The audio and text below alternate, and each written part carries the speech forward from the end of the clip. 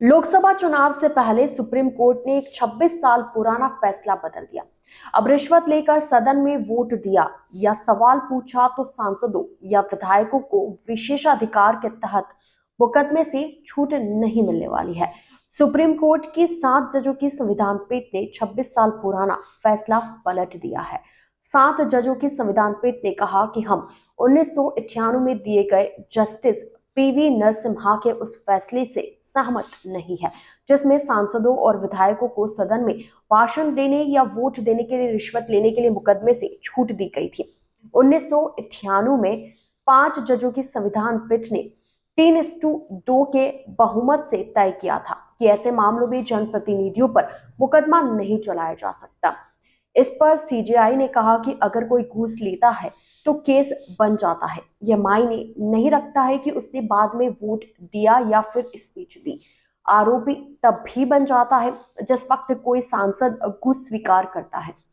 Bench ने कहा, संविधान के आर्टिकल 105 और 194 सदन के अंदर बहस और विचार विमर्श का माहौल बनाए रखने के लिए है।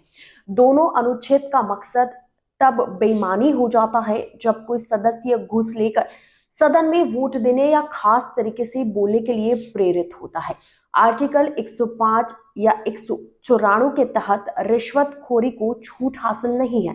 बेंच ने कहा कि रिश्वत लेने वाला आपराधिक काम में शामिल होता है। ऐसा करना सदन में वोट देने या भाषण देने के लिए जरूरत की श्रेणी में नहीं आता है। सांसदों का भ्रष्टाचार और रिश्वतखोरी सार्वजनिक जीवन में ईमानदारी को नष्ट कर देती है। हमारा मानना है कि संसद या विशेषाधिकार के तहत रिश्वतखोरी को संरक्षण हासिल नहीं है। सीजेआई ने कहा कि अगर कोई सांसद भ्रष्टाचार और घूसखोरी करता है तो यह चीजें भारत के संसदीय लोकतंत्र को बर्बाद कर देगी। आर्टिकल 105, 194 के तहत मिले विशेषाधिकार का मकसद सांसद के लिए सदन में भय रहित वातावरण बनाना है। अगर कोई विधायक राज्यसभा इलेक्शन में वोट देने के लिए घूस लेता है तो उसे भी प्रिवेंशन ऑफ करप्शन एक्ट का सामना करना पड़ेगा।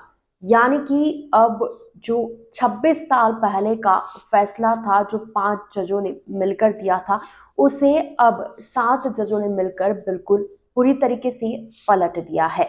अब इस फैसले के बाद कई तरीके के सवाल भी खड़े हो रहे, कई लोग सवाल भी खड़े कर रहे हैं, लेकिन इस फैसले को लेकर आपका क्या पॉइंट ऑफ व्यू है, आप हमें जरूर बताएं। क्या आपको लगता है कि 26 साल पहले का जो फैसला था वो सही था, या अब 26 साल बाद जिस फैसले को पूरी तरीके से पलट दिया है ये बेहतर है?